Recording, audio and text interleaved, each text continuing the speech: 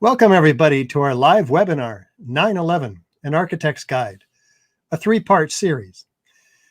Today is Thursday, February 28th, 2021. I'm Richard Gage, AIA, member of the American Institute of Architects and founder of Architects and Engineers for 9/11 Truth. We're a 501c3 nonprofit organization representing a growing body of now more than 3,000 architects and engineers signed on to the petition demanding a new investigation into the destruction of all three World Trade Center skyscrapers on 9/11. Last week, we presented part two, the Twin Towers' explosive destruction. This is part three, the Twin Towers and extreme heat, in which we'll be looking at the evidence of very high temperatures and incendiary and chemical reactions involved in the destruction of these two skyscrapers. But first, let me introduce you to our operations manager, Andy Steele, also the host of 9/11 Freefall. Hey, Andy. Hello, Richard. Hello, everybody. Thank you for tuning in today. I just want to let you know that I'm here to help with any technical glitches which will occur from time to time. Also, if you're watching on YouTube, let me know if you're getting any sound because I'm not seeing it there. So we'll work on that if that's the case. Also, we're going to be happy to take your questions at the end of the course. You submit them in the questions and information form online at ae911truth.org. Just go up to the top and select continuing education and select the live webinars. There's a box right there. I'll definitely see your questions if you type them in it. Also, I'll be looking at our Facebook and YouTube broadcasts of this webinar to see for any good comments or questions related to the material that Richard is presenting. So with all that said, back to you, Richard. Thank you, Andy. And just so people know something about my background, I was responsible for the construction documents for these $3 and $10 million gymnasiums and the construction administration for this $125 million high school here. Where'd that go? There we are. And more recently, before launching full-time into this important outreach effort, I had similar responsibilities working on this $400 million mixed-use project near Las Vegas with 6 blocks of retail mid-rise office space and parking structure, altogether about 1,200 tons of fireproofed steel framing. I now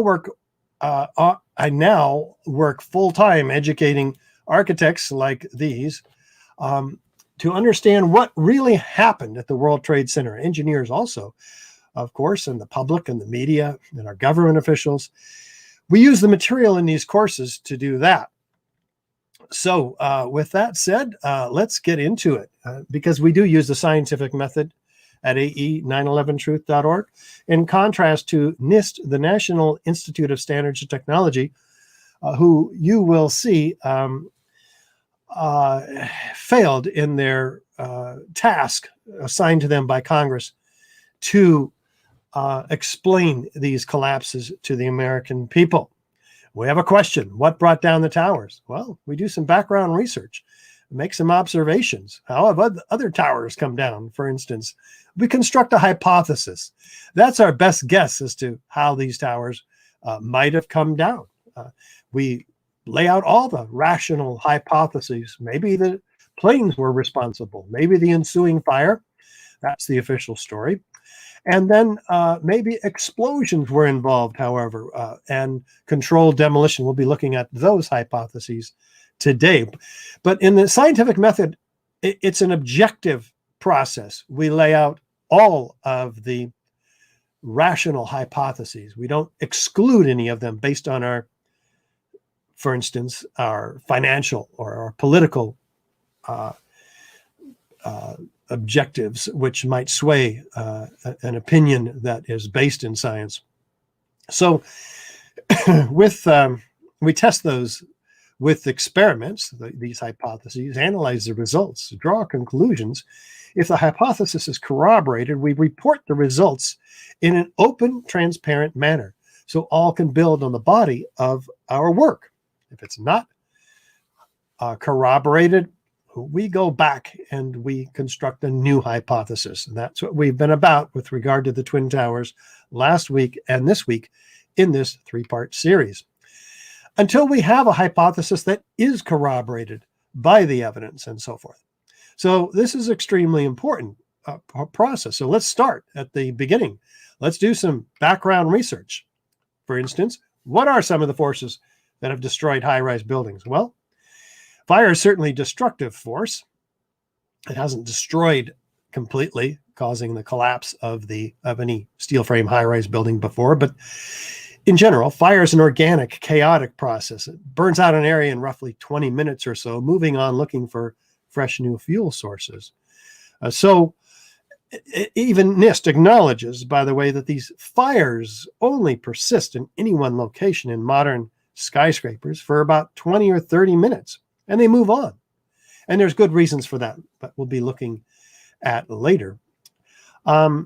Now, we haven't lost a skyscraper, but say in a wood frame building where the structure itself is flammable, if fire brings those buildings down, it will do so in stages.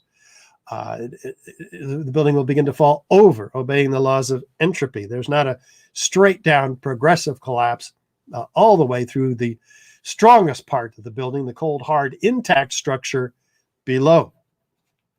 So we have examples of this we've been looking at of what happens actually in steel frame skyscrapers because we have the largest test of its kind ever, an 8-story building they built in the UK in 1995 just to see what fire would do to it. Massive fires. They tried to get these fires up to 2,000 degrees, as you see with all this kindling here. Let's see what happens. This was the largest test of its kind ever conducted. It showed how unprotected steel can be distorted, even by a normal office fire. But as is typical in steel building, the structural beams only slowly and progressively warped and sagged. There was no chance of a sudden collapse. In over 20 years, I have not seen, until recently, a protected steel structure that has collapsed in a fire.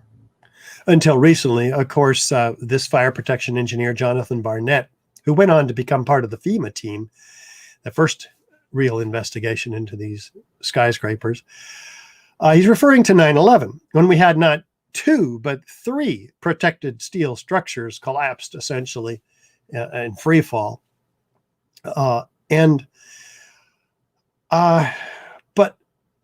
we don't have the collapse of the steel structure in the worst test of its kind. Well, the best test of its kind, the worst case conditions.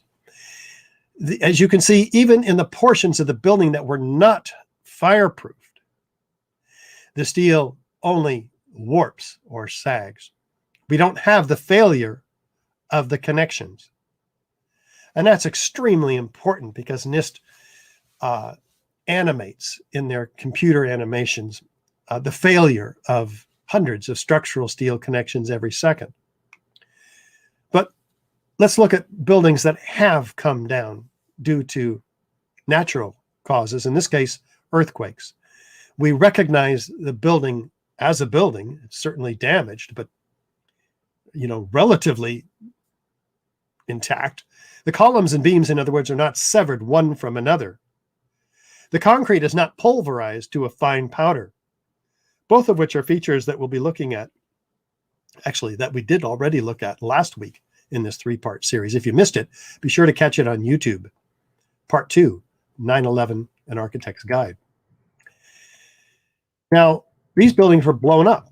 We have thick, billowing, enormous pyroclastic-like clouds that are expanding rapidly in cauliflower-shaped forms due to the incredible heat released from the chemical ignition of these hot gases and the explosives. And we have witnesses that hear sounds of explosions. They see flashes of light. If you have these features, you know you have explosions. It's not that difficult to then separate the features of explosions to the features of fire, which is what we're about today and last week. So it's not uncommon at all to bring high rises down by harnessing the explosions by placing hundreds of shaped cutter charges with high energy explosives throughout the columns and beams in the building, very strategically, and synchronized floor by floor the resulting explosion. And we achieve the result that they're trying to achieve. Often it's to bring the building straight down. Not always, though. So there's a set of features associated with controlled demolitions. We've all seen, for instance, the old hotels in Las Vegas when they bring them down. This is called controlled demolition. There's a sudden onset of destruction, usually at the base of the structure. There's a straight down symmetrical collapse into the building's footprint because there's a patterned removal of column supports, resulting in free fall acceleration straight down through the path of what was the greatest resistance. Because there's a total that also results in the total dismemberment of the structural steel frame because of the explosives. So there's limited damage to adjacent structures. That's one of the goals of controlled demolition. And feature number 7, patterned explosions and flashes of light heard and seen by witnesses. These are called squibs in the controlled demolition industry. The concrete floors are broken up, and that's one of the necessities here. You don't want to have to go back and jackhammer those floors up by hand. Feature number 9, there's explosive charges visible at many floors. These are the squibs I was talking about. With feature number 7, these patterned explosions and flashes of light are obvious explosions occurring relative to the lateral ejection of these materials. We have chemical evidence, of course, of explosive devices left behind in the residue. So if you have these features, this is direct evidence of explosive destruction. Fire doesn't create these features, any of them, let alone all of them. Fires cause structures to collapse asymmetrically and with gradual deformation, following the path of least resistance. So let's look at what happens in high rises relative to fires. We saw the test before, but actual real life, fully engulfed floors of fires. Let's see what happens. May 4th, 1988, the First Interstate Bank, a 62-story building in Los Angeles, California, suffered a 3.5-hour fire which burned across 5 floors and caused an estimated $200 million of damage. It did not collapse. February 23rd, 1991, the One Meridian Plaza, a 38-story building in Philadelphia, suffered an 18-hour fire which burned across 8 floors. The fire caused an estimated $100 million worth of damage and 3 firefighters died fighting it. It was later described by officials as the most significant fire of the century. It did not collapse. October 17, 2004, the East Tower of the Park Central complex in Caracas, Venezuela suffered a 17-hour fire which spread across 26 of its 56 floors. It did not collapse. August 18, 2007, a fire broke out on the 17th floor of the Deutsche Bank building in New York, a building undergoing deconstruction after being heavily damaged by debris from the South Tower on 9/11. Originally 41 stories in height, it had been reduced to 26 at the time of the fire, which lasted 7 hours and affected a total of 10 floors. 2 firefighters died of smoke inhalation. It did not collapse. On 9/11 itself, 5 World Trade Center, a 9-story building east of the North Tower, was engulfed in flames after sustaining heavy damage from falling debris. A number of partial collapses occurred, but the overall structure remained standing. February 9, 2009, the Mandarin Oriental Hotel in Beijing was completely engulfed in flames for more than 3 hours during the Lunar New Year celebrations. The fire affected all 44 floors, igniting fireworks as it burned. 1 firefighter died fighting it. It did not collapse. No, and regarding that World Trade Center fire, if any of these World Trade Center buildings were going to collapse due to fire, we'd expect it to be this one. Fully engulfed in flames, right? Did it collapse? No. And neither have these fully engulfed fires in these skyscrapers after 9/11. No, we've not lost a fireproof steel frame building due to fire. So, especially, by the way, these fires, which are severely diminished at the time of the collapse, and cooler, indicated by the thick black smoke, that they're oxygen-starved fires. In fact, what are some of the reasons that we've not lost skyscrapers? Well, steel itself, even in non-fireproof buildings, conducts that heat away from its source. So the steel rarely ever gets to 1200 degrees Fahrenheit, at which it can lose half of its strength and begin to sag. We don't want that to happen ever, so we put fireproofing on all steel frame high-rises. Fireproofing that'll last 2 hours on the beams and 3 hours on the columns.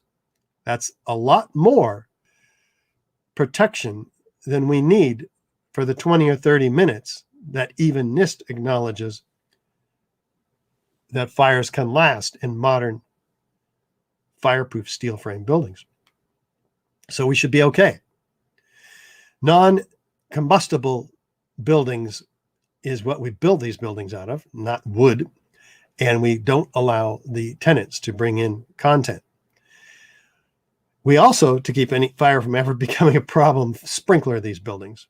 In the case of the World Trade Center, it was said that the fire sprinklers were damaged by the impact of the airplanes. And that's not what we're here to argue about today. But we're looking at the features of controlled demolition. So with additional circumstantial corroborative evidence, such as government documentation, foreknowledge of the collapse, experts agreeing, at least those experts without financial or political obligations that might sway their objective opinion in the matter of whether a building came down by controlled demolition or not. That can be very helpful. With video documentation, this can be proof of controlled demolition. A body of proof, a model which we can apply now to the World Trade Center Twin Towers. Let's start at the beginning. Is there a sudden onset of destruction at the location of the jet plane impacts here? Not at the base of the structure like World Trade Center 7, which we looked at 2 weeks ago in part 1 of this series. If you missed the third worst structural failure in modern history that most architects and engineers know nothing about, I encourage you to go back to part 1 on YouTube and look at it. It's important.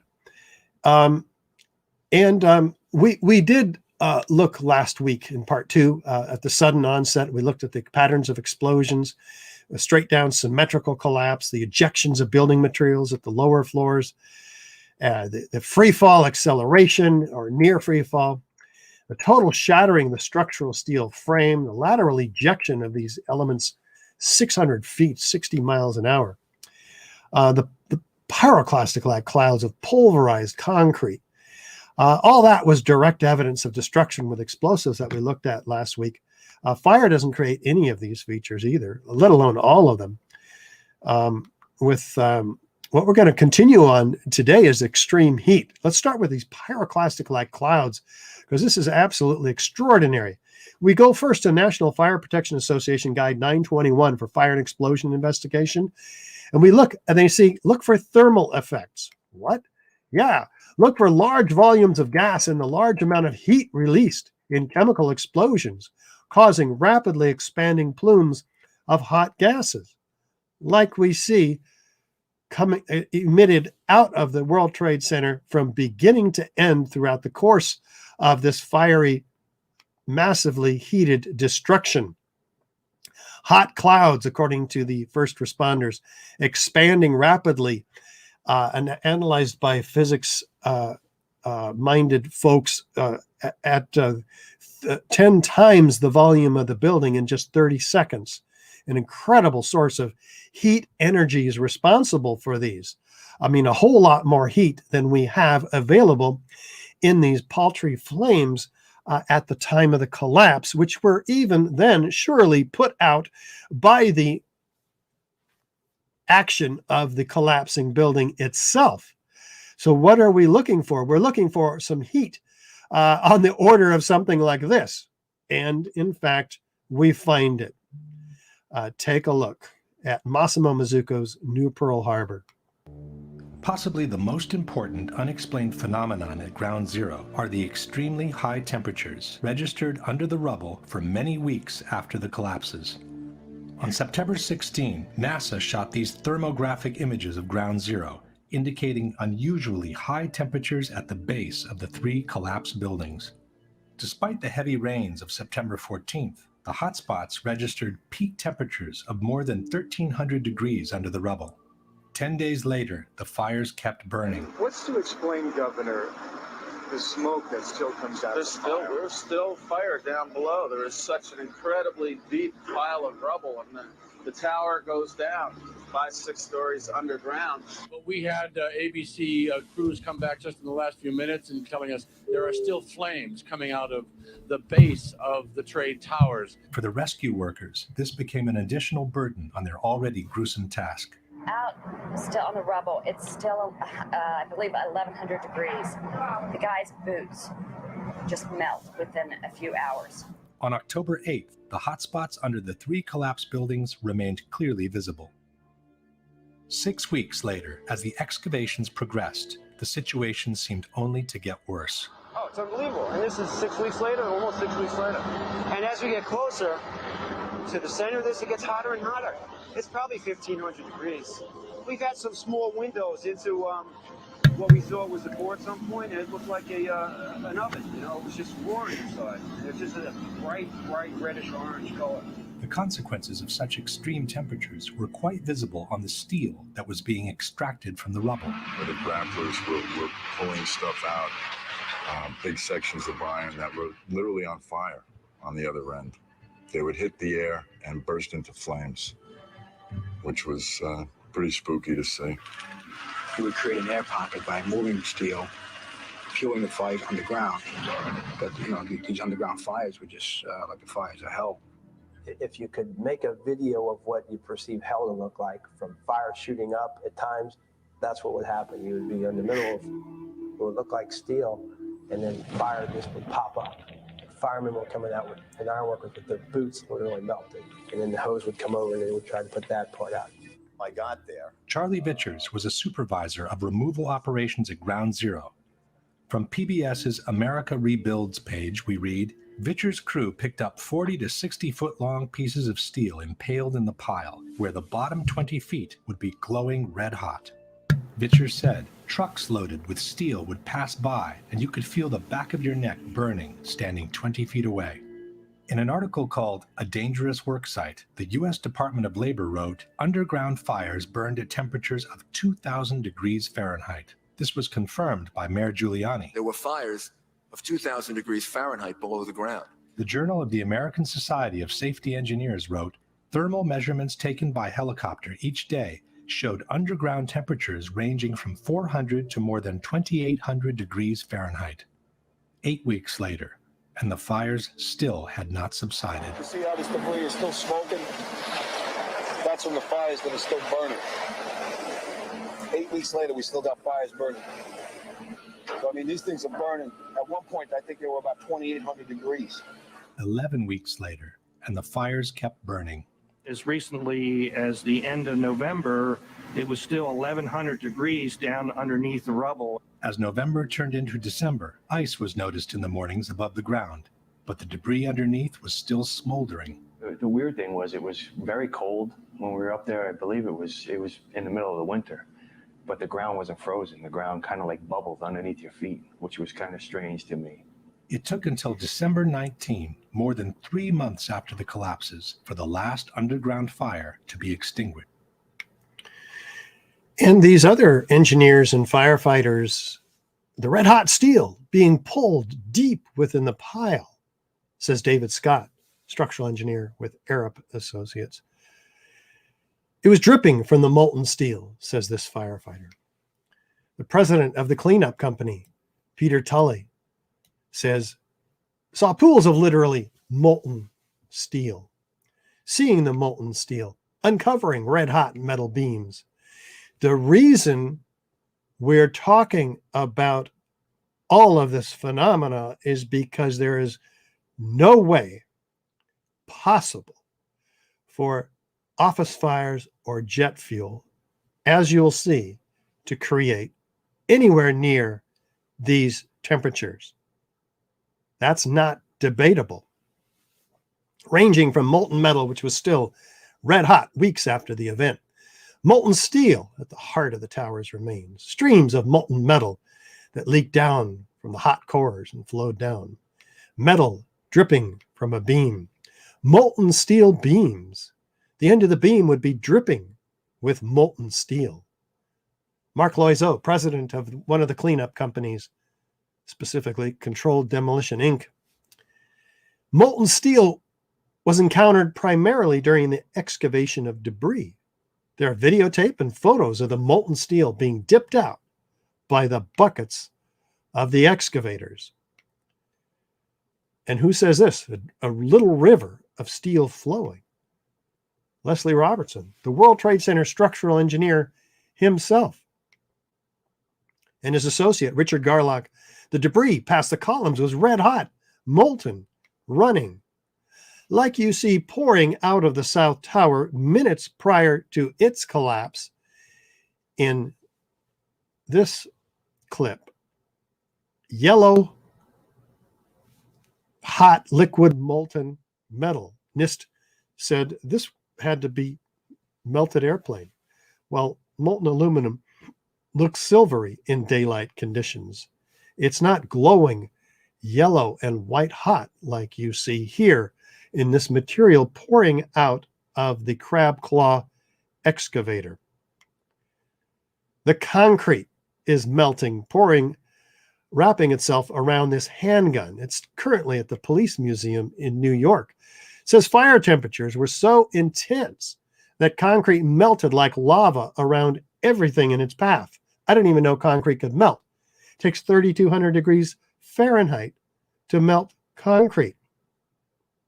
Again, the problem here, these are on orders of magnitude hotter than jet fuel or office fires can even get. Steel members in the debris pile that appear to have been partly evaporated in extraordinarily high temperature, says Jonathan Barnett. It takes 4,000 degrees to melt steel, to evaporate steel. So we're talking 4 times even most office fires. I saw a melting of girders in the World Trade Center, says this structural engineer, Abelhazen Astani Azel, who had a National Science Foundation grant to study the steel. He says, if you remember the Salvador Dali paintings with clocks that kind of melted, it's kind of like that. It can only happen if you get steel yellow hot or perhaps white hot around 2,000 degrees. Try 2,800 degrees. So let's dive just a little bit deeper here. Another proof of extremely high temperatures reached during the collapse are the twisted and mangled steel beams found at ground zero. Architects, engineers, people who work with steel, welders have just never seen the level of destruction and the level of deformation of this material in our lives. You saw steel, some of the thickest steel I've ever seen, bent like a pretzel. This 8-ton steel I-beam is 6 inches thick. It was selected to be preserved for future generations for the near-perfect horseshoe-like bend formed during the collapse. I found it hard to believe that it actually bent because of the size of it and how there's no cracks in the iron. It bent without almost a single crack in it. It takes thousands of degrees to bend steel like this. In fact, the temperature of 2,800 degrees mentioned before is not casual at all, as that's exactly the temperature at which steel melts. And speaking of melting temperatures of steel, this is actually documented quite well. We get a clue here from FEMA, who took great pains to create an Appendix C with a metallurgical examination of the steel. Now, what do they find? A 1-inch column thinned to 1/2-inch thickness, its edges curled like a paper scroll, thinned to almost razor sharpness in this piece of World Trade Center 7 steel. They find rapid oxidation, sulfidation, and intergranular melting with liquid iron. That's molten iron. That's 2,800 degrees minimum. Sulfur formed during this hot corrosion attack on the steel. But they say no clear explanation of the sulfur has been identified. They can't figure out where did the sulfur come from? Well, this is perhaps the deepest mystery uncovered in the investigation, according to the New York Times. But NIST completely wipes out this Appendix C and all of its content from the report when they take over in 2002, after FEMA published it. But there it was, the presence of sulfur. It's clear. It's got to be explained. Well, after being asked this question very frequently, in their frequently asked questions, NIST says sulfur is present in gypsum wallboard. Ah, that must be it. Wait a minute. Gypsum wallboard has inert calcium sulfate in it, but that has never turned around and attacked the steel that gypsum board has been designed to protect for almost 100 years now. So you see what kind of science we're getting from NIST here. The arbiter of competing hypotheses is experiment. Let's try to build a 2,000 degree fire. Let's put gypsum board and crushed gypsum board in the steel and see if it caused corrosion attack on the steel. Nope. No corrosion attack. You can do that in your backyard like John Cole, civil engineer, did. Yet that smell of sulfur permeated. It burned, the smell of sulfur. I can never block it out. It haunts me, says John Field, an iron worker. Well, what does NIST's co-project leader, John Gross, have to say about this phenomenon? First of all, let's go back to your basic premise that there was a pool of molten steel. I know of absolutely nobody, and no eyewitness who said so, nobody who's produced it. But witnesses testify otherwise. You'd get down below and you'd see molten steel running down the channel rails. Like you're in a foundry. Like lava. Actually melted beams where it was molten steel that was being dug out. Underground, it was still so hot that molten metal dripped down the sides of the wall. And the cleanup was very difficult in the beginning. Steel was coming out red in certain areas from the first couple of weeks. This fused element of steel, molten steel. They pulled out the big block of concrete, and there was like a little river of steel flowing. A river of steel flowing, and yet this gentleman, the co-project leader of the NIST report, denies it and is actually seen on the pile with the very piece of steel that was cut out from World Trade Center 7 steel and sent to Worcester Polytechnic University for analysis, which was included in the Appendix C of the FEMA report, but then excluded by John Gross in the final NIST report. His shadow is all over the evidence. He can't run away. You know, jet fuel burns about 600 degrees in open air, and hydrocarbons, desks and chairs and so forth, about 1,400 degrees. That's about it. Even ME Petroleum says, yeah, 600 degrees. That's our maximum temperature of jet fuel. All it is kerosene, essentially. It's not some big explosive, rocket fuel or something. So we have a problem here. Steel had definitely melted. You can tell, in fact, by the temperature of this melting steel, by the color of it, you can tell its temperature. We are exceeding up to 2,500 degrees here, Fahrenheit, and higher, because we have white hot metal flowing out of there in addition to yellow. So what caused the steel to melt? Well, in their very frequently asked questions, which they finally published years later after the NIST report came out, any molten steel in the wreckage was more likely due to the high temperature resulting from long exposure within the pile than to short exposure to fires or explosions while the buildings were standing. Wait a minute. The law of conservation of energy says otherwise. This is a closed system. Fires burning under pulverized concrete powder in the basements. The amount of energy is fixed. You can't create more energy inside the system. You can't get the fire hotter, in other words, than the capacity of the fuel that it's burning. It just doesn't work like that. All you can do is convert it from one form to another. The heat is dissipated into the atmosphere. It's not increased. So what do we have to go to here? Let's look at the evidence of thermite. Hey, that might be a possibility.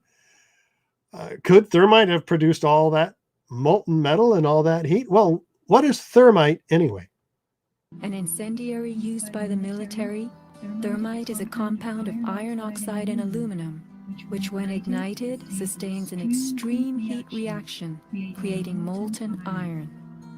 In just 2 seconds, thermite can reach temperatures over 4,500 degrees Fahrenheit, quite enough to liquefy steel. We know that open-air fires cannot burn hot enough to melt steel, but metal had melted at the base of the towers.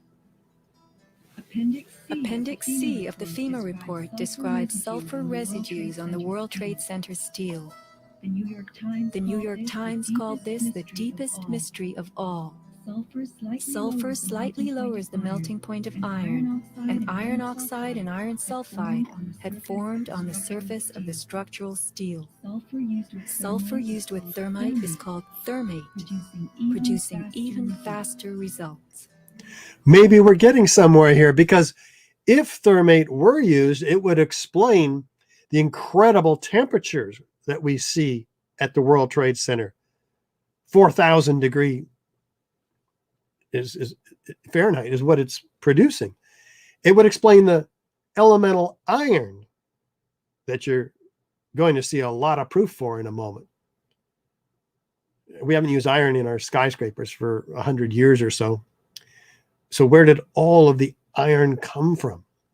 It would also explain the presence of the sulfur, which NIST failed to understand, to explain. So sulfur is added to thermite to become thermate, much more effective at cutting through steel.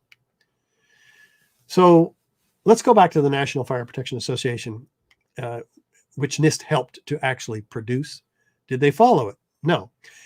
Unusual residues that could arise from thermite, it says, or other pyrotechnical materials. Look for those. They didn't look for it. In fact, they said NIST found no corroborating evidence to suggest that explosives were used.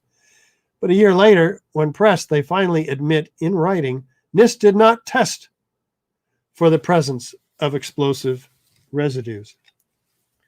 Well, you can't find what you will not look for. But others did, and it wasn't that hard to find. Here's Stephen Jones, nuclear physicist, formerly with Brigham Young University as a professor. He says, gosh, well, if thermite were used, you'd look for a white, yellow, hot liquid metal, like we see pouring out of the South Tower and like the first responders saw throughout the debris. You'd also look for a whitish cloud of aluminum oxide ash, like you see rising off the top of this material pouring out of the South Tower minutes before its collapse, and like you see trailing these freely flying structural steel sections. Wait a minute. Structural steel is not flammable in office fire conditions or with jet fuel. So what do we have to explain these freely flying structural steel sections? First of all, laterally, we looked at that last week, the physics of this. This week, we're looking at what in the world is on fire in this steel? Why are there hundreds and hundreds of these freely flying structural steel members trailed by thick white smoke clouds? It's almost like a volcanic eruption in the Tongan Sea with incredibly hot, freely flying objects trailed by thick white smoke clouds. A geometry of fireworks. Looks nothing like a collapse at all. In fact, the collapses are identical. This is not unique to one of the towers for some specific reason. They both have been taken down the same way. With what? Here's a clue. The grapplers were pulling stuff out, big sections of iron that were literally on fire on the other end. They would hit the air and burst into flames. Steel on fire is one of the signature elements of thermite, but there's others. Stephen Jones says it would leave behind a unique chemical evidence as well. Common elements such as iron, aluminum, copper, calcium, silicon, and unusual elements such as fluorine and manganese left behind in the residue. These elements on the periodic table of the elements. Well, a sculptor from one of the many sculptures around the country sent Dr. Jones a chip from this 40-pound chunk of meteorite. They called them meteorites, this fused molten metal. And he does electron microprobe data on it. What does he find? It's predominantly iron. So he can rule out aluminum from the jet planes, as NIST was claiming. He can rule out structural steel. Also, this is not melted steel beams. It has abundant manganese in it. The steel doesn't have that. It also has aluminum, sulfur, potassium, the ingredients of thermite. So he concludes that this is the residue of thermite. But he's even made more sure of that by the presence of manganese and fluorine in abundance. What are these? Manganese is from the potassium permanganate, commonly used as an oxidizer in thermite. Fluorine is used in sol-gel type thermite charges. So the potassium, manganese, and fluorine are often present in the residue, and he says these ensure that this is a thermite fingerprint. What is the evidence of thermite doing on the ends of the steel beams? Well, another clue. He says sol gels would leave another residue. Sol gels are a very special form of thermite. Super thermite, they call it in the peer-reviewed literature. That would leave 1,3-diphenyl propane, though. Wait a minute. Does the EPA find that? One molecule was present at levels that dwarfed all others. 1,3-diphenyl propane. We've never observed it in any other sampling that we've ever done. Wow. So another sculptor sent him a piece of this slag from a Canadian sculpture. He does X-ray fluorescence analysis, finding what? Iron, sulfur, potassium, manganese. Again, the ingredients of thermite, along with aluminum. So aluminum would be the residue of partially unignited thermite, aluminum oxide being the full completion of that chemical reaction. Well, wait a minute. You can go in your own backyard, as civil engineer John Cole did, and create your own shaped cutter charges, which cut through steel quite nicely in his case. Here's how he did it. The web was reduced in thickness with gaping holes, thinned to almost razor sharpness, with a Swiss cheese appearance. Wait a minute. Where did we see that before? Oh, yeah, in the Appendix C from the FEMA report before the NIST report, which NIST threw out when they took over the investigation in 2002. and did not include it in their draft or final reports in 2005. Maybe we're getting somewhere here, right?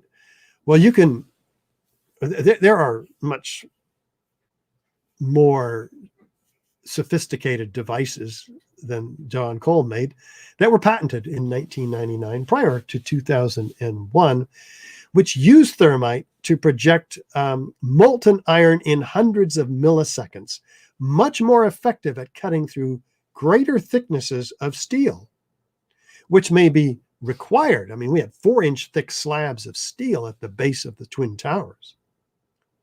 Altogether, almost solid steel, 52 inches by 22 inches, the columns down that low. So that may have been a technology they were stuck with, but why else would they not have wanted to use shaped cutter charges that were made of more commonly used high energy explosives like C4 or RDX? They're used in controlled demolitions more typically. Well, they would leave an extremely loud bang and very bright flashes, even much more than were detected by the witnesses that we looked at last week.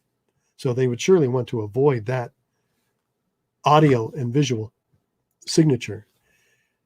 In fact, there are similar devices that are made whose casings themselves are made out of consolidated, consumable thermite. In other words, nothing left behind in the residue except pools of molten iron, which were found abundantly, as you've seen today already. But let's look at something that was even more difficult to find. It took longer until, and so in the U.S. Geological Survey, in all the World Trade Center dust samples that they found, hundreds, they find billions of previously molten iron microspheres. Elemental iron. Again, this is not steel. They document it very carefully. They're everywhere. In fact, up to 6% of the World Trade Center dust samples are composed of previously molten iron microspheres, up to 4 tons altogether. It's not office building dust, iron particles that could occur in office building dust. No, these are spherical, indicating what? That they were formed during the event, according to R.J. Lee, another environmental engineering firm who was called in to analyze the dust samples. They're not formed by the iron workers before, the welders before, nor the iron workers after taking the buildings down after the collapses, but they were formed during the event. That's extremely important. They're so prevalent, these spheres, that they're used to distinguish the World Trade Center dust from common office building dust by the EPA. How would they even be formed? Well, here is a controlled experiment with a small amount of thermite in which you see molten materials aerosolized and cooling and falling to spherical shapes. Well, why would that be? Because aerosolized liquids produce spherically shaped droplets. The surface tension does that.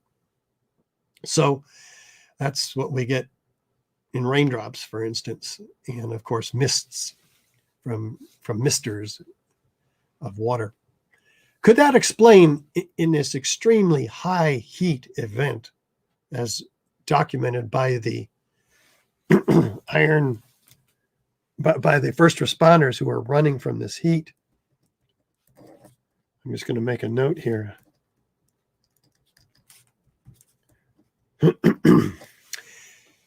the toasting of the tops of these cars around the World Trade Center. What other rational explanation for the extremely high heat we're talking about here can account for this? What else was found in the World Trade Center dust? Well, a team of 8 international scientists led by Niels Harrit in Copenhagen documents 4 of the 7 samples that they took, all of which contain these curious red-gray chips, like these here, the largest of which is a 1/16 of an inch, dual layered, red on one side, gray on the other. And they're attracted to a magnet, so they get real curious. And they zoom in 50,000 times. Well, first, they do an analysis of the red layer with X-ray energy dispersive spectroscopy, and they find, gosh, we have aluminum and iron, the ingredients of thermite, aluminum, iron oxide, and aluminum powders. What's that doing in the World Trade Center? This is not paint. And so they zoom in 50,000 times and find what? Iron oxide crystals and aluminum platelets that are 1,000 times smaller than the diameter of a human hair. This is nanoscale stuff, engineered, finely engineered. And they look at the peer-reviewed literature on this. They say, gosh, yeah, this is called nano-thermite or super thermite, documented by Lawrence Livermore Laboratory, Los Alamos Lab also. And what happens to these chips when they're ignited, they at about 420 Celsius, 758 Fahrenheit, they ignite, they're energetic. They produce a lot more energy at that point. Well, that's exactly what the 4 samples collected by this team of scientists from the World Trade Center dust did. They produced the exact same exothermic reactions, proving that these are exothermic. Well, interestingly, what happens when those ignitions go off? They produce molten iron microspheres with the same chemical signature as the molten iron microspheres produced at the World Trade Center, as they were found in all the World Trade Center dust by the USGS and others. So we know where these molten iron microspheres came from, as if we didn't know, because they're found attached to partially ignited red-gray chips here and here, as you see. So you see, we have a set of repeatable experimental data that can be used because it's internally consistent and coherent. It can be used in a court of law to bring the real perpetrators to justice. Because this is not made in a cave in Afghanistan. This is some of the most sophisticated material made only in the most advanced defense contracting laboratories. So we have a real problem here. And we also have a solution to the problem. The fingers point to those who are capable of producing this stuff.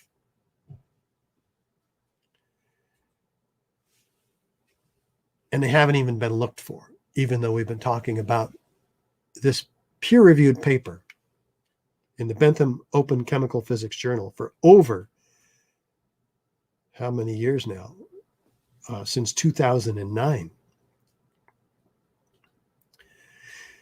The red layer is active unreacted thermitic material incorporating nanotechnology. It's highly energetic, pyrotechnic.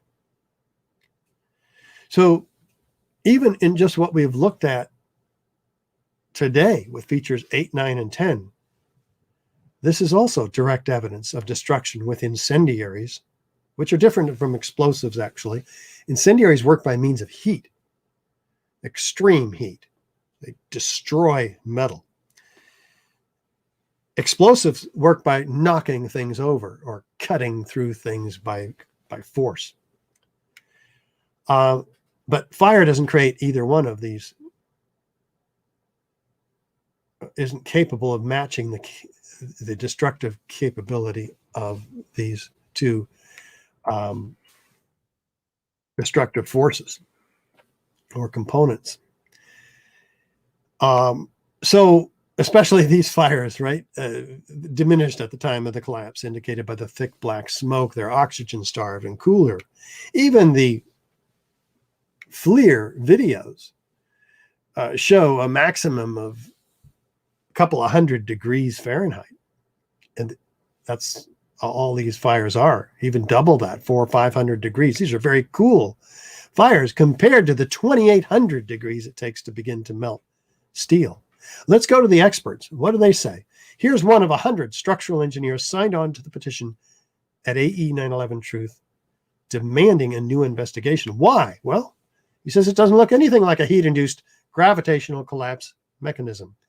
Why did the complete collapse of the Twin Towers become inevitable, as NIST claims? Why would all 110 stories drop straight to the ground in 10 seconds? It's more like 15 seconds, but still.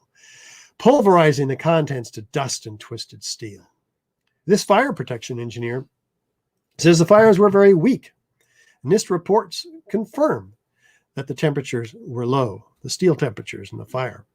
The 200 to 300 or 400 degrees, maybe 500 again max. Yet they claim 1,800 degree fires with no evidence whatsoever. Well, surely the evidence in this massive crime of the century, this crime scene, was preserved in the most puzzling failures in modern history. But something else happened. Let's go to Abul Hassan Astani Azal, structural engineer. After 9/11, we realized that Port Authority of New York and New Jersey has sent all the steel that we need to study. That's why I'm here to study steel. Has sent all the steel to recycling plant to go to China for recycling. For what? For 15 cents a pound. Just nothing. And all the evidence of steel went to melting pot. Melting pot to China for recycling? Why? Well, trying to justify this, Mayor Bloomberg, New York, said, who's an engineering major, by the way, just looking at a piece of metal generally doesn't tell you anything. No, it tells you everything, which is perhaps why they sought to get rid of it so quickly, starting just 2 weeks after 9/11, and prompting Bill Manning, editor-in-chief of Fire Engineering magazine, to cry out, crucial evidence that can answer many questions is on the slow boat to China, showing an astounding ignorance of government officials to the value of a thorough scientific investigation. The destruction and removal of evidence must stop immediately. But it didn't.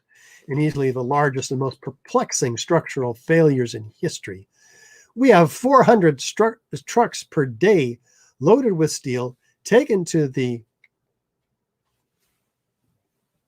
barges sent to China for recycling. This is the illegal destruction of evidence in a crime scene. Prompting so many through the use of the scientific method, 3,000 architects and engineers in our case, 3,400 now, to cry out for a new investigation based on that. Do we have today the 3 additional features of controlled demolitions, characteristic, mostly uncharacteristic features using incendiaries? Last week we showed you 7 other very uncharacteristic features and some characteristic features. This is all evidence of the destruction with explosives, not evidence of destruction by fire, with additional circumstantial corroborative testimony, proof of controlled demolition, proof convincing 3,400 architects and engineers to sign on for a new investigation. So I want to know what you think, and you can tell us. Andy, how do they let us know what they think and how to ask questions if for our live viewers out there anyway? Absolutely. So at this time, be sure to submit any questions you might have in the input form that we talked about earlier. That's at ae911truth.org. Just select the live webinars, and we'll do our best to answer them.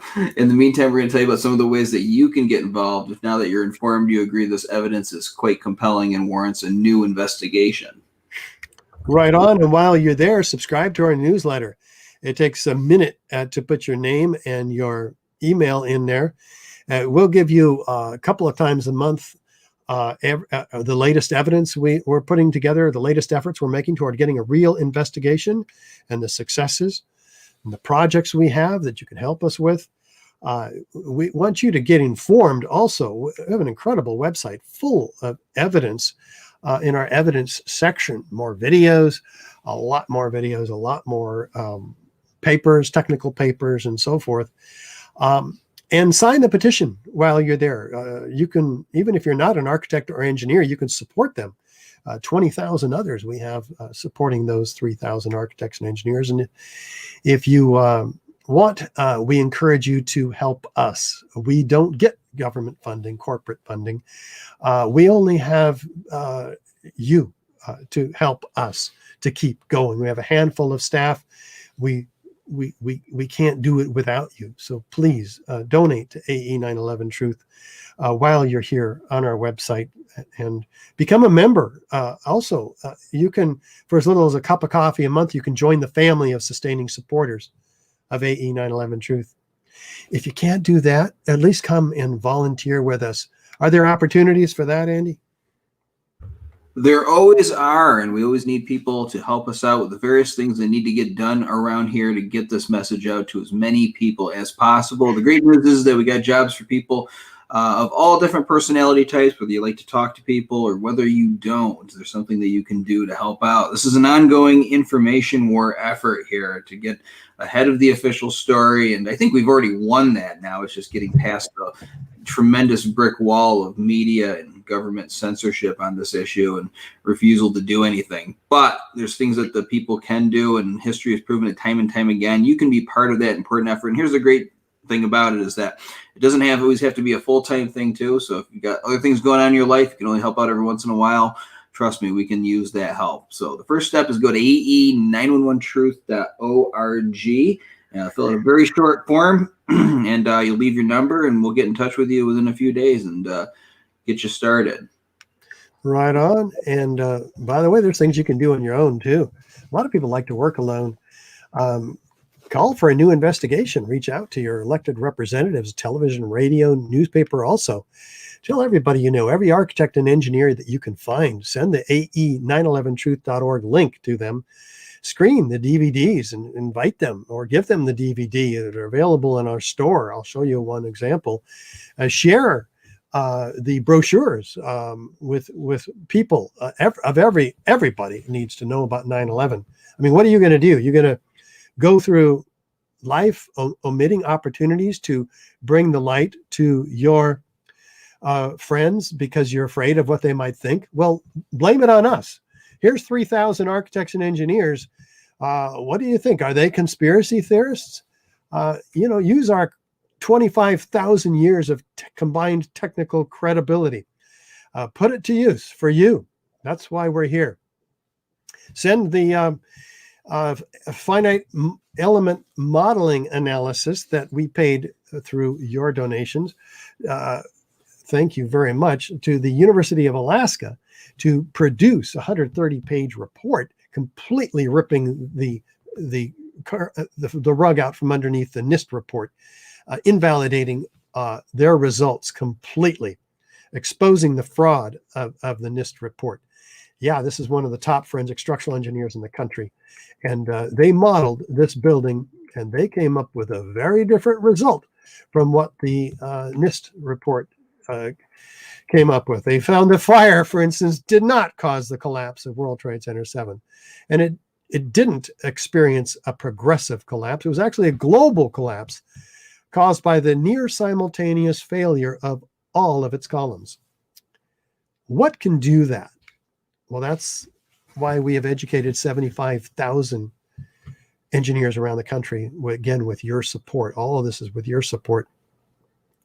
And why we've been able to make the movie 7, which is all about this report.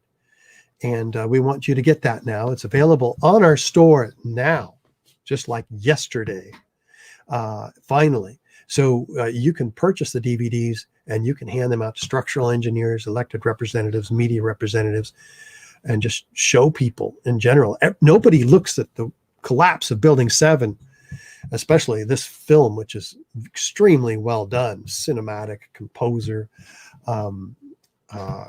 filmed with the best equipment in the world. So yeah, use it to your advantage. It's not on YouTube yet, but you can look at it on Amazon. So go there. We know that we're submitting in the month of March early to the Attorney General an inquest for a new petition. Jeff Campbell, who was murdered in the tower, the 106th floor of the North Tower, in an explosion, which is obvious by his injuries. I mean, most of his body, like 99% of it, was basically evaporated, no trace found except parts. So we have one of the top attorneys in the UK, who's a coroner himself. Amazing opportunity we had. That's going in. So we want you to support efforts like that and like this, where we have all 5 members of the Fire Commission, all these fire commissioners voting for a new resolution demanding a new investigation in this New York area town. And the request to NIST that we've made to basically exposing their fraud, we're now in an appeal with them, and we expect honesty out of the appeal, and barring that, we will be suing them as we have sued others. And like the FBI, for instance, what's missing here is the opportunity for you to do direct one-on-one with us with your congressperson. Andy, how does that work?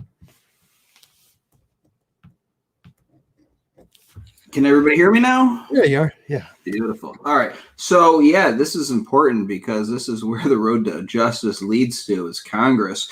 They're the ones that can issue a new investigation, and the best way to have them do something that they otherwise don't want to do. Politicians never do things that they don't want to do, as don't most people, but because their job relies on constituents keeping them in office, they got to hear from you. They got to know that this is an important issue. So there's little things that you can do. I mean, right now they've got a Berlin Wall around the building, but the good news about all of this is that they are still taking meetings over the phone. So we don't have to travel to Washington, D.C. to make these meetings happen. So go to your congressman's website, try to schedule a meeting. There's usually a drop-down box right on there where it says meeting request, and say that you want to have a meeting over the phone with your representative or a staffer and members of AE 911 Truth. If you need advice on how to do that, you can contact us at Congress at AE911truth.org. And what's it all lead to? Right here, the Bobby McIlvaine Act. This is named after Bobby McIlvaine. He was killed by an explosion as he was entering the North Tower lobby on the morning of September 11th. Of course, that explanation doesn't jive well with the official story. So right there, you have an instant conversation starter with your representatives about why we need this new investigation. What this is draft legislation that would establish a select panel. It can be passed in any House of Congress, either house, and it would look into the evidence that Richard has been laying out. It's been written in such a way that they can't just drag out NIST employees to tell them the same old, same old. They actually have to look into what Richard has presented to you in the last couple of weeks here and for the many years before it. So go to AE911truth.org/justice. That's where you can learn more about the bill. You can download it and read it for yourself. You can if you don't have a lot of time, you just fill out your information with your address and everything, and it'll generate a letter for you that goes automatically to your representatives. And let them know. And even if you don't have time for all that stuff, you can make a quick phone call. Trust me, they have to keep track of what their constituents are saying on issues. It's a lot of fun to call there and give them a piece of your mind. So please consider doing that and getting behind this important legislation. Yeah, and you can get behind this project too with your donations because we are coming up on the moment of truth with the U.S. attorney in Manhattan who's promised to comply, but now there's a new administration. And so we've got pressure to put on them even after the mandamus action, which will force them once we get a judge to agree with us, which is happening, that they need to give this to a special grand jury. And so lots of good things are happening there. And with the FBI lawsuit, we will be responding to the latest judgment on the part of the judge who has a massive conflict of interest in the FBI lawsuit because he's just been named by the Biden administration to head their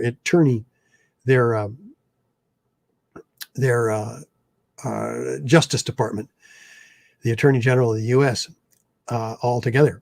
So we're working through that, but I'm wanting you to know what it is we're doing and what we've done, and our landmark DVD with all the evidence, which we interviewed 40 high-rise architects, structural engineers, metallurgists, chemists, physicists, controlled demolition experts. All this evidence we've given to in these lawsuits and with the inquest and so forth. Here is just a taste of this incredible film. So take a look. We'll come back to you in a couple of minutes. I don't want to be involved in conspiracy theories. There are lots of them. They can go on. We could speculate on that forever. What we really need to know is how those buildings came down. World Trade Center 7 collapsed because of fires fueled by office furnishings. It did not collapse from explosives or from fuel oil fires. To undermine scientific integrity is to undermine our democracy. This is what NIST has done, denied and ignored crucial evidence. The American people absolutely need the truth of 9/11. More than 1,500 architects and engineers and 12,000 others, including many scientists, have signed the petition calling for a scientific investigation of the destruction of the Twin Towers and World Trade Center Building 7. The report, issued by the National Institute of Standards and Technology, referred to as NIST, was not valid science. They're talking about a single columnar collapse or failure that resulted in a total collapse of the building. Building number 7 descended in free fall for the first 100 feet, which means that there was absolutely no resistance to the descent whatsoever. So all of the columns really needed to be severed at the same time. The symmetry is the smoking gun. NIST has admitted it went into free fall for 8 stories. You don't need to be an engineer or an architect to see what happened to those buildings. Dit is controlled demolition. Zeker weten. Zeker weten. What I saw, it was a classic implosion. The center of the core, the penthouse area starts to move first, and then the building follows along with it. NIST excluded the documents from FEMA in Appendix C that documented the evidence of melting steel. In an office fire, you cannot generate enough heat to melt steel. There were these iron microspheres present in all of the dust samples. They needed to have been formed in extremely high temperatures. All the characteristics of the microspheres, along with what I see in the attack of the beams that were actually found, tell me that thermite was involved. In the dust, what we have found is a modern version of thermite, which we call nano-thermite. NIST concedes that they found no evidence for explosives. So then we asked them, well, did you look? And they said, no, we did not look for explosives or residues of explosives. And in fact, the evidence is overwhelming that these red-grade crystals are very high-temperature incendiaries. And we have watched as scientific integrity has been undermined and scientific research politicized in an effort to advance predetermined ideological agendas. If this is a crime, I think everybody agrees it's a crime. Evidence was removed from the scene of the crime. You can't do science when you are deprived of the evidence and when your hypothesis is the least valid instead of the most likely. When the most likely hypothesis in the case of Building 7 wasn't even mentioned. This is not science.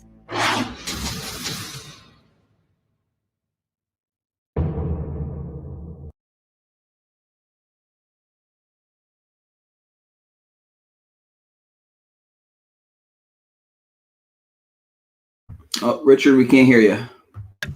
Thank you, Andy. The I can't hate that when I forget to come off mute. This DVD is full of science, though, and you can watch the 1-hour version free on YouTube. The 90-minute version is even better because it includes an incredible series of psychologists who help us to understand why people have such a resistance to 9/11 truth and how to overcome that. And in addition, the DVD itself has a bonus DVD, Meet the Experts, where you get extended interviews with each one of these experts. So I encourage you to take a look at that in our store. You can download the 50-page booklet for free at beyondmisinformation.org. This booklet is exceptional, but I encourage you to get the quality coffee table paperback from the store. Also, I think it's just $10. And then our classic lecture on this subject is free on YouTube, 9/11 Blueprint for Truth, as is our original documentary on Building 7, just 15 minutes, narrated by actor Ed Asner. But let's get to those questions. Andy, do we have questions today? Yeah, we have a lot of questions today. First three are going to center around an interview that No Lies Radio producer Alan Reese did with Cheyenne Sunder back when the Building 7 report was released. First one asks, when Cheyenne Sunder told Alan Reese that after the collapses, there is a possibility in a shielded fire to reach a temperature hot enough to melt steel, but would he be willing to also say even hotter, that where it's hot enough to melt concrete and evaporate steel? Did you get that, Richard? Yeah, I don't know what Cheyenne Sunder would be willing to say. Not much. We have tried to talk to him. He will not talk to us. He certainly will not debate us, hasn't been willing to challenge this. He says, oh, we addressed that in the FAQ. Well, the very frequently asked questions was published years later, well after their report, in some cases 10 years later. And in fact, there's 20 years later, they're still plugging some of those questions up there. The problem is, he says that fires get hotter down there, buried under all that concrete powder. I mean, how is that even possible? It completely violates the laws of physics, as I mentioned, and yet much less hot. That's hot enough to melt steel, much less hot enough to melt concrete at 3,200 degrees. Steel melts at 2,800 degrees, and to evaporate steel takes 4,000 degrees. So he didn't even try to explain away that reality, which is sitting in the museum, the police museum in downtown Manhattan. Melted concrete, 3,200 degrees Fahrenheit. Evaporated steel by Jonathan Barnett, documented, the FEMA author and fire protection engineer. Jonathan Barnett didn't even know how to explain that. He's just saying it happened. So, Andy, you have anything to add to that one? I think Shyam Sunder is willing to say anything to get through a tough moment. But I talked to a physics professor about that, and I asked, wouldn't that mean the fires were oxygen starved if they were buried under all that stuff? And he said, yeah, I would think so. So again, I think it was just about getting through the moment rather than looking at it scientifically. The next question asks, when John Gross said that he personally didn't see any molten steel, nor did any eyewitnesses speak to him about seeing any, but then Shyam Sunder told Alan Reese that there's a possibility in a shielded fire to reach a temperature hot enough to melt steel, does it sound like Shyam Sunder is indirectly making a confession that he is aware of eyewitnesses talking about molten steel? And we also know that Abulhassan Astani Azal spoke, and I think this wasn't proofread, but knows seeing melted girders, how unlikely it is that he had no contact involvement with NIST. So basically, I think it's just asking about the, is Shyam Sunder saying that about the melted steel, an acknowledgement that there was melted steel? Yeah, I get both of the questions, and I think that's an extraordinary insight on the part of the questioner. Again, worthy of adding to our collection to send to NIST. He's saying there was no melted steel, but if there was, it would have had to have been caused by being buried in the powdered concrete down there and getting hotter and hotter and hotter until, it just bursts up like a volcano, as if it had some source of energy, such as a volcano has. And then it's interesting. Yes, independently, you have Abulhassan Astani Azal, a direct witness of the extreme heat, which he can't explain at all. Melting steel. I saw melted girders at the World Trade Center. Well, wait a minute. You just acknowledged that there are temperatures exceeding 2,800 degrees. And then Barnett, the fire protection engineer, with FEMA, documenting the partly evaporated ends of the steel beams, admitting, therefore, 4,000 degree Fahrenheit temperatures, all of which everybody's also denying at the same time. It is doublespeak to the max. Right. And I think he was being questioned by Alan Reese about it. I wish that interview had taken place a few years after the Building 7 report came out and not within a few days of the Building 7 report, because now we got all sorts of ammunition. I don't think he would have the guts to face one of our crew now. Yeah. And Andy, you might consider that's such a classic, important interview where Alan Reese really puts Shyam Sunder to the test. You might consider just popping that up on your free fall. I did years ago. I went through it and I commented as well on it. I can't tell you the date off the top of my head, but it might have been 2016 or such. And I broke it into pieces and gave my own pithy comments on top of the entire thing. So worth listening to, I think. So Google Shyam Sunder, Alan Reese, R-E-E-S, not Google, but search on YouTube. And you'll find that interview too, right, Andy? Yeah, there's a lot of places where you can find that. It was pretty classic because it was the first interview, I think. Probably the only one with somebody from NIST on this issue. I don't think anybody in the mainstream has ever confronted them or questioned them about it. That was it. That was the window. They were considered done. And I think at one point, Alan asked them if he'd be willing to talk with members of AE 9/11 Truth about their findings. And it was kind of, it's funny and it's not funny, but Shyam Sunder was like, no, we won't be doing that. So he's closed the book on this. After the comment period was done, it's over. They don't want to hear any more about it. Of course, they're hearing more about it, though, because they got that request for correction that they still have to deal with. Next question asks, Shyam Sunder said temperatures can increase drastically in a shielded fire. Is a wood-burning stove considered to be a shielded fire? Well, okay, so we're comparing the physics of fires under the World Trade Center getting hotter and hotter and hotter, well beyond the capability of the fuel that they're burning. And now this is according to the official story. The fuel, all the fuel is desks and chairs and things that you find in office buildings, right? And jet fuel. But NIST even acknowledges that the jet fuel is all burned up, 90% of it outside the building, the rest of it burned up within 10 minutes later. So all the fuel there is whatever was in the building. Now we know that there's additional fuel here, which is unburned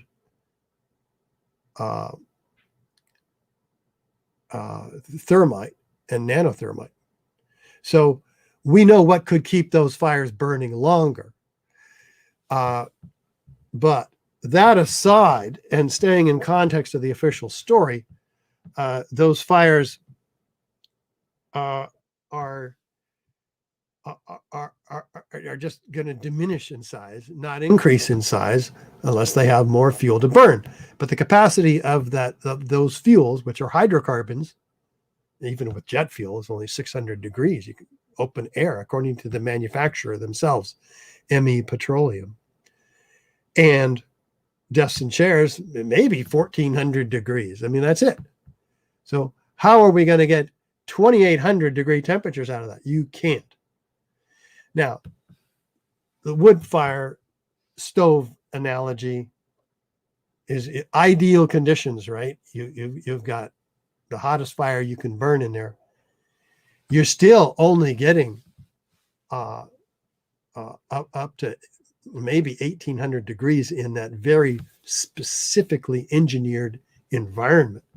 And of course, you can go up to a blast furnace, a whole different technology where you're blowing oxygen in and you're getting, 2800, 3000 degree temperatures to melt steel. We don't have that in a wood stove, and certainly not in the World Trade Center. So I'm not sure why we're asking about wood stoves here. And Andy, do you have a thought on that? Not on wood stoves. There was somebody famous, and I can't remember who it was, but somebody famous who agrees with us that made a comparison to a kerosene stove, which the jet fuel is basically kerosene. Would there be any comparison there? Well, they burn a lot hotter. You can get a blue flame out of a kerosene stove that is extremely hot.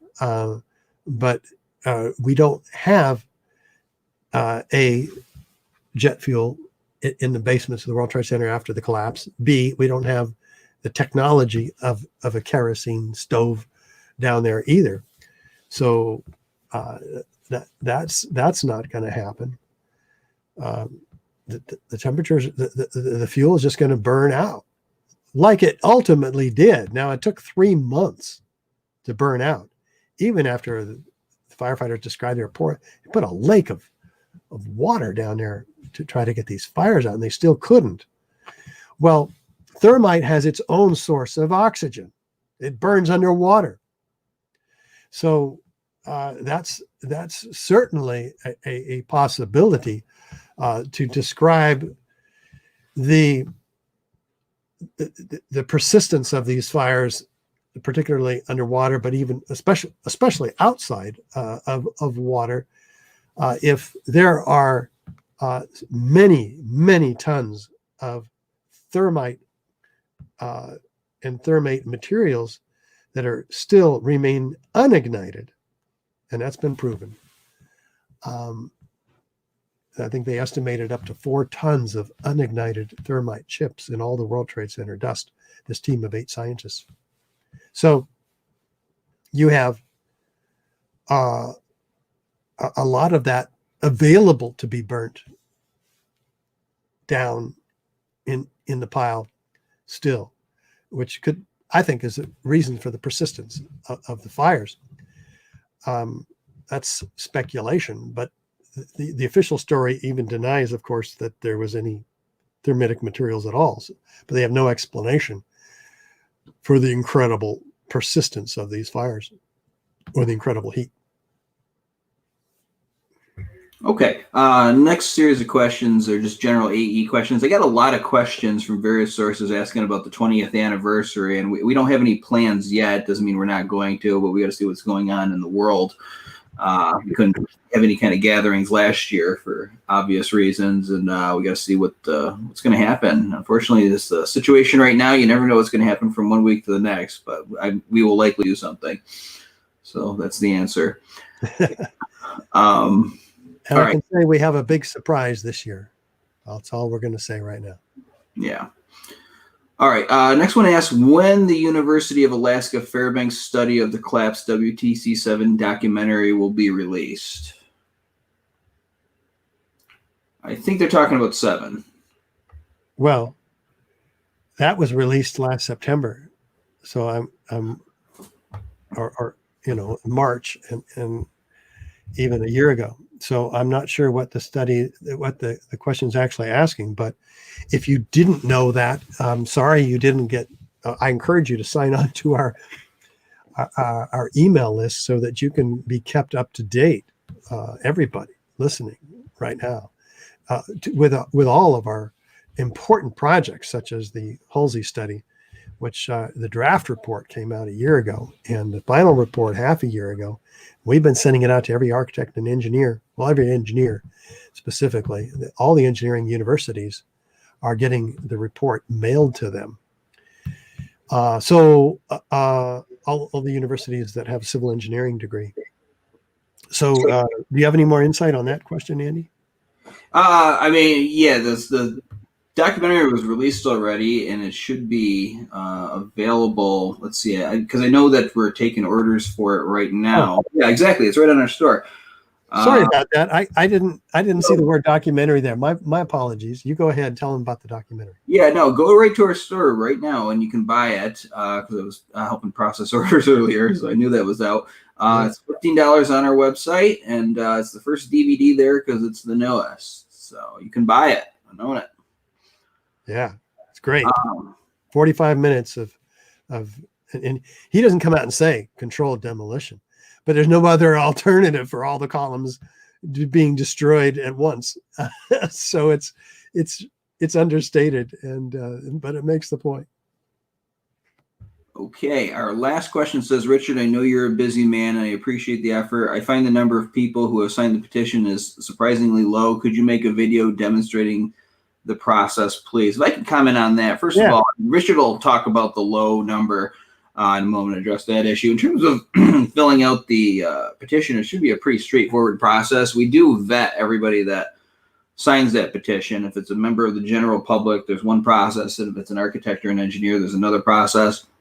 And it involves phone calls, talking to people, volunteers and such, and getting copies of your degrees. I've actually had a volunteer from the V team on the show, on my show, to describe it. So there is a bit of a process involved other than just putting your name like on some general issue petition on other sites, because we want to be very careful, because we know that the people who don't like what we're talking about are going to look through the petition and find any problem that they can. So we want to make sure that everybody's real, everybody's vetted, that they are who they say they are. So that is the process. But if there's ever any questions, you can always write to info@ae911truth.org, and we'll be happy to help you out if you run into a problem in doing that. Richard? It might be fun to have a video kind of describing all that one day when we, have more time and more funds from our supporters to make videos on how we work behind the scenes, is I think what the questioner is getting at with that. I think that would be a great video. Just describe what we do, behind the scenes, how we've got where we're going.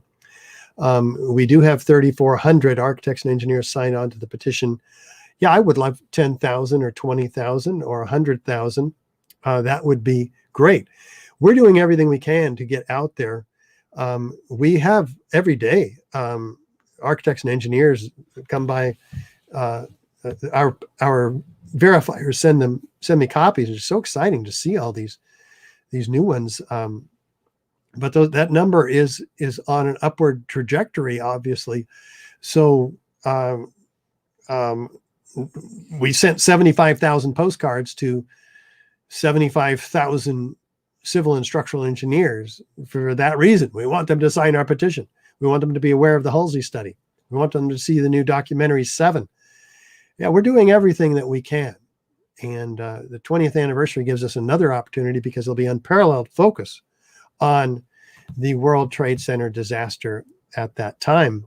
And we want to try to steal the thunder from the mainstream media with a couple of surprises that we're going to be working very, very hard on between now and then. So if you got any other ideas as to how to get more engineers and architects signed on to our petition, let us know. But don't stop there. Do something yourself. Give them our brochure. Give them our DVD. Give them our website. Everybody has architects and engineers in your local community. Talk to them. Do what you can do. That's going to make a bigger difference than what we can do, because we're only half a dozen folks here. You are thousands of supporters. So please do your job too. Yeah, and if I can just address this, the other part of this question too about the low number, because this is something you'll hear again from the other side. Oh, it's such a low number. Well, we don't have any mainstream media support. I mean, we're a small group of people who are doing this work all throughout the world, but if the mainstream media and all these forces that are able to sway minds all across the world aren't on board, then it becomes a very difficult challenge. However, when Richard does his presentation, like he does on the webinar every week, and he has an audience there that can show by show of hands whether they support the need for a new investigation. I mean, what's the number, Richard? It's like almost 99% people usually say, yeah, I think there's a need for a new investigation. So it's a question of getting people in front of this evidence. Most architects and engineers don't even know that there's a controversy surrounding this issue, or if they've heard it through the filter of somebody that's bad-mouthing it, right? So that's why we got to get people in the media on board. And the media, if the media decided today that they wanted to make a campaign of telling everybody that potato chips are deadly, everybody tomorrow would be pulling them off the shelves and freaking out and be a potato chip expert. That's just the unfortunate reality of our world. And that's been proven recently.